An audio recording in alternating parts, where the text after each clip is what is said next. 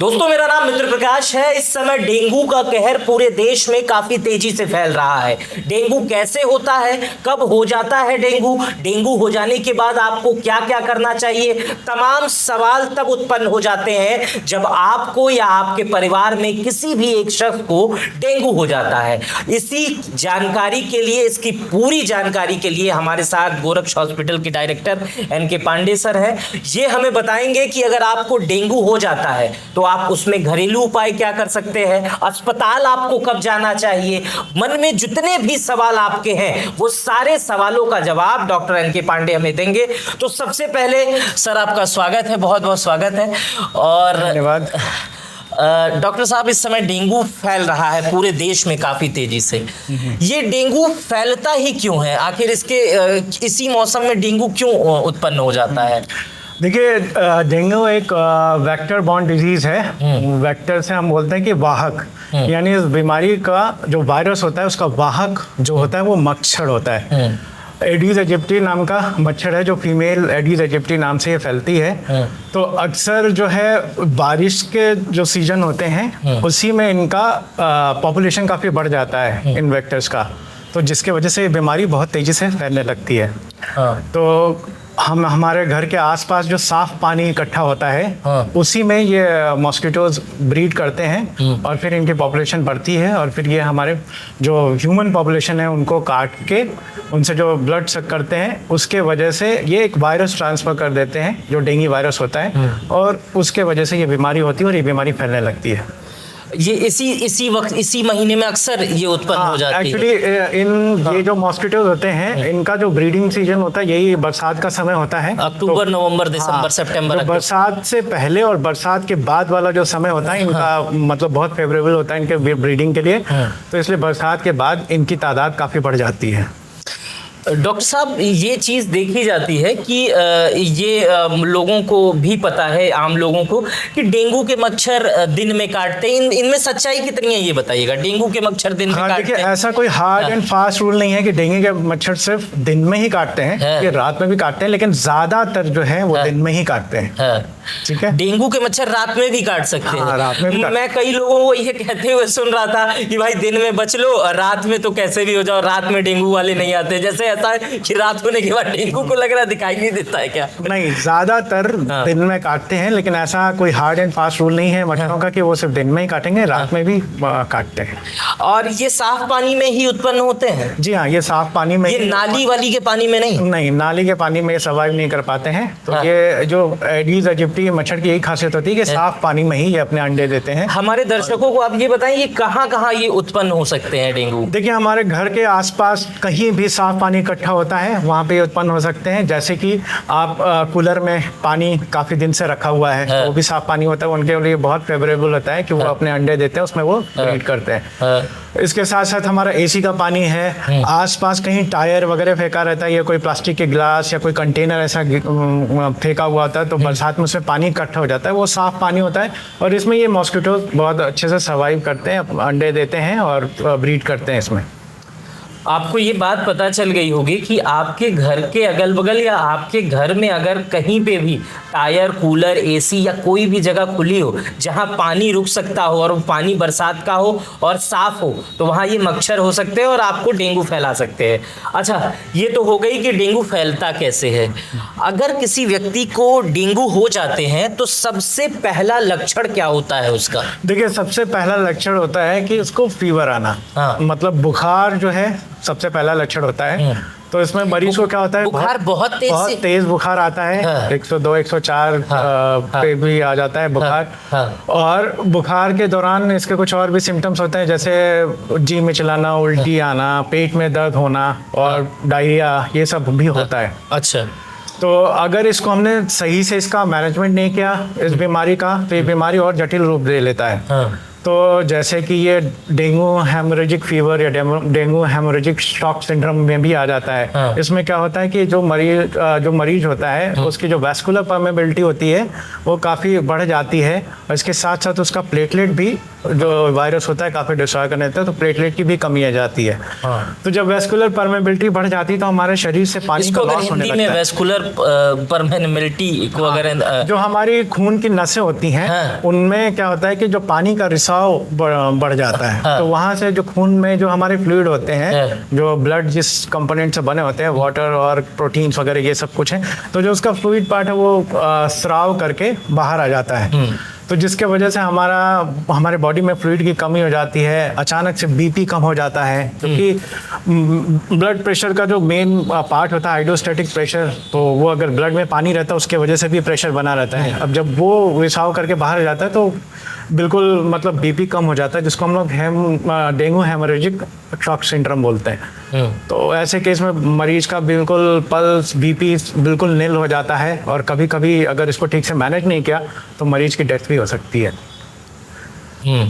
और इसके साथ साथ जो हमारा प्लेटलेट, जो हमारे ब्लड का जो कंपोनेंट, उसका काम होता है कि खून को कोआगुलेट करके उसको अलग अलग जगह से बहने से रोकना। तो जब प्लेटलेट की कमी हो जाती है तो ये पार्ट भी प्रभावित होता है, जिसके वजह से स्राव और ज़्यादा होने लगता है, तो फ्लूइड का लॉस और ज़्यादा होने लगता है, ब्लीडिंग होने लगती है, हमारे जो स्किन पे पेटेकिल रैशेस वगैरह दिखने लगते हैं, नाक से ब्लीडिंग, और भी गैस्ट्रोइंटेस्टाइनल ब्लीडिंग होने लगती है। तो इन सब की वजह से जो है डेंगू हेमोरेजिक शॉक सिंड्रोम में पेशेंट के जाने की संभावना बढ़ जाती है। एक मुझे कुछ साधारण शब्दों में एक साधारण दर्शक जो समझ सके वो उसके अकॉर्डिंग मुझे समझाइए कि अगर डेंगू अगर किसी व्यक्ति को हो जाता है तो उसके जो शुरुआती लक्षण है उसमें बुखार है और सर दर्द है, और क्या क्या है?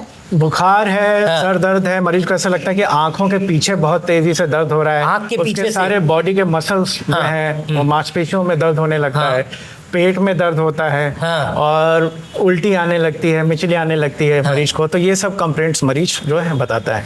अच्छा, इस स्थिति में मरीज को क्या करना चाहिए? देखिए, मरीज अगर गांव का रहता है या शहर का रहता है तो सबसे पहले वो घरेलू उपचार करता है। तो क्या उस स्थिति में घरेलू उपचार की प्राथमिकता है या सीधे उसे अस्पताल आना चाहिए? देखिए, डेंगू जो है साधारण बीमारी नहीं है, क्योंकि अगर इसको सही से मैनेज नहीं किया गया तो ये जानलेवा बीमारी भी हो सकती है। तो हमें तो सबसे पहले सतर्क रहना चाहिए कि अगर किसी को भी जो भी डेंगू का सीजन चल रहा है और डेंगू का एंडेमिक रीजन है उसमें अगर किसी को बुखार आ रहा है तो वो घरेलू उपचार की तरफ न जाए। सबसे पहले वो अपने नज़दीकी हॉस्पिटल में जाके डॉक्टर से सलाह ले।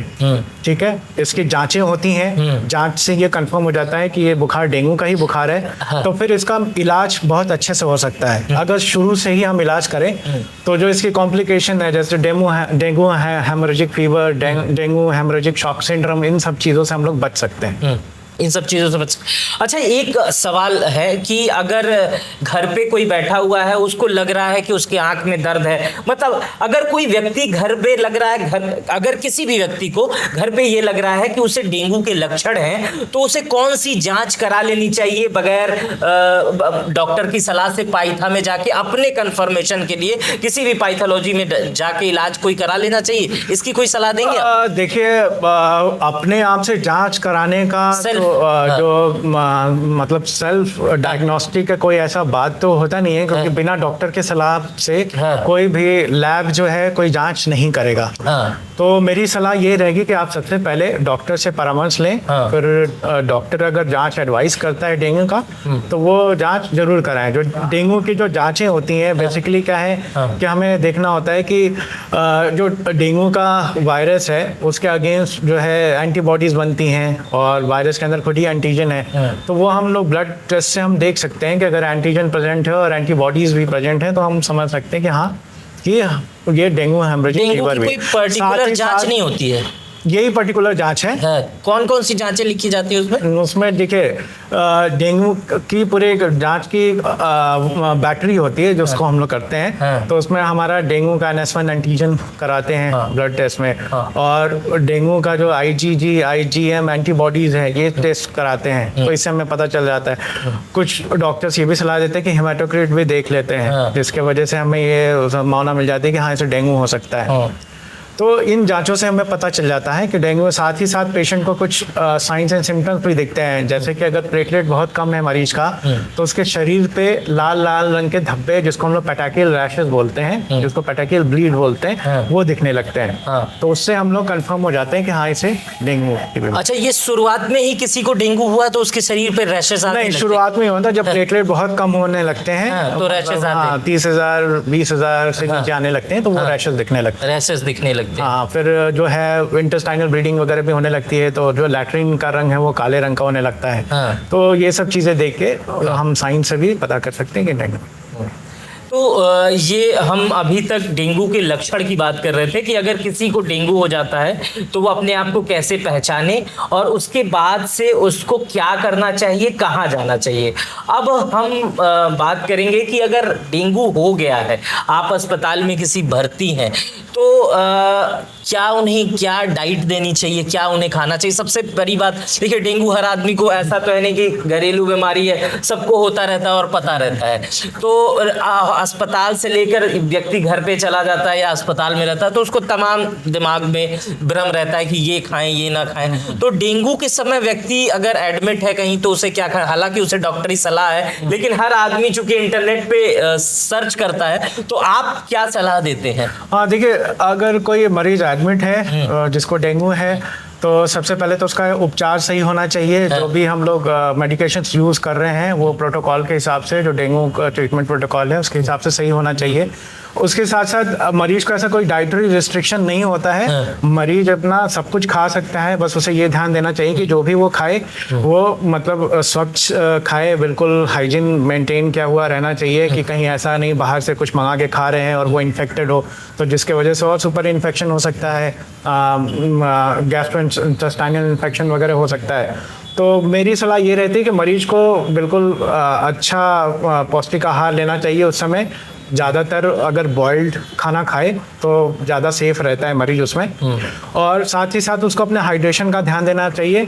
मतलब कि इस बीमारी में फ्लूइड का लॉस बहुत होता है, तो हॉस्पिटल में हम लोग फ्लूइड मेंटेन तो करते ही हैं, साथ में अगर वो खाने के रूप में भी फ्लूइड वाली चीज़ें लेता रहे, जैसे जूस, दूध, चाय, ये सब अगर लेता रहे, फ्लूइड मेंटेन करता रहे, तो वो उसके लिए अच्छा रहता है मरीज के लिए। मतलब डेंगू में अगर कहा जाए तो खाने पीने की कोई रोक नहीं है, स्वस्थ और स्वच्छ खाना आप जितना अधिक अच्छे से ले सकते हैं उतना आप ले सकते हैं। तो ये अस्पताल में भर्ती होने की बात आपने हमें बताया कि अगर किसी को डेंगू हो तो वह प्राथमिक उपचार खुद ना करे, अस्पताल जाए और उसके बाद से एडमिट हो तो साधारण खाना खाए। हमसे अगर कोई बातें छूट गई हों और आप हमारे दर्शकों को कोई डेंगू संबंधित कोई सलाह देना चाह रहे हैं तो वो आप दें। हाँ देखिए, ये एक जैसा कि मैंने आपको बताया है कि वेक्टर बॉर्न डिजीज है, मतलब ये मच्छर के काटने से फैलता है। तो सबसे पहले तो हमें ये सोचना होगा कि prevention is better than the cure. अगर हम पहले से ही सतर्क रहें और इस बीमारी को बचाव सोचते हुए, तो हम इस बीमारी को काफ़ी हद तक रोक सकते हैं अपने अंदर आने के लिए। उसके लिए हमें क्या करना पड़ेगा, हमारे घर में, हमारे घर के आसपास साफ सफाई बरकरार रखनी पड़ेगी। हमें ये देखना होगा कि बरसात के सीजन में कहीं भी किसी टायर में या कूलर में या फिर किसी कंटेनर में, किसी प्लास्टिक के कंटेनर में कहीं पॉलीथीन छूट जाती है तो वहाँ पे पानी इकट्ठा ना होने दें। अगर ऐसा कुछ दिखता है तो उसको कोशिश करें, ये हमारा कर्तव्य बनता है कि हम उसको डिस्कार्ड कर दें, ताकि ये जो मच्छर का जो ब्रीडिंग सेंटर है ये रुक जाए। तो जाहिर सी बात है, जब हम वेक्टर कंट्रोल कर लेंगे तो बीमारी भी अपने आप कंट्रोल हो जाएगी। मतलब यही बचाव ही उपाय है। बचाव ही उपाय है। और हमारे साथ डॉक्टर एनके पांडे थे, जिन्होंने हमें बड़े ही सरलता से ये बताया कि अगर आपको डेंगू हो जाता है तो आप क्या करें, अगर आपका अपना एनवायरनमेंट कैसा रहे, अगर लक्षण क्या है, अगर आपको लग रहा है तो आपको क्या करना चाहिए। इन सब तमाम सवालों के सही जवाब और साधारण रूप से कोई जवाब दिए गए हैं।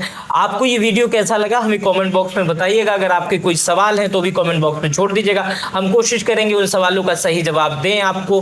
मेरा नाम मित्र प्रकाश है, हमारे साथ गोरक्ष हॉस्पिटल के डायरेक्टर डॉक्टर एन.के. पांडे थे। ये वीडियो आपको कैसी लगी, अपनी प्रतिक्रिया हमें कमेंट बॉक्स में जरूर दीजिएगा। अपना बेहद ख्याल रखिएगा।